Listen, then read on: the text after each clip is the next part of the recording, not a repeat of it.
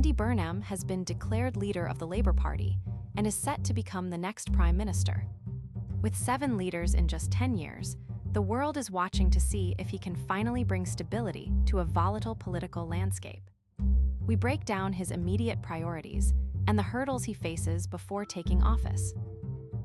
Britain has been trapped in a cycle of leadership churn, seeing 7 different prime ministers in just 10 years. This instability has left the public searching for a steady hand. Now, Andy Burnham steps into the spotlight as the newly declared leader of the Labour Party. He enters office with a pledge to restore hope to a fractured nation. With his cabinet currently being finalized, the transition is moving quickly. Burnham is set to officially take over as Prime Minister this coming Monday. Andy Burnham has been officially declared the leader of the Labour Party. He is now the incoming Prime Minister, scheduled to take office this Monday.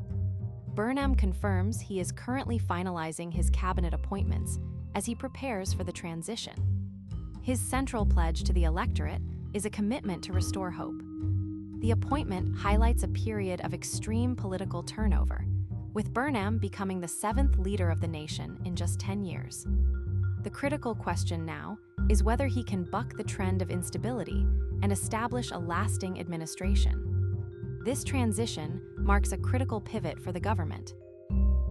After a decade of revolving door leadership, the pressure is now on to provide stability.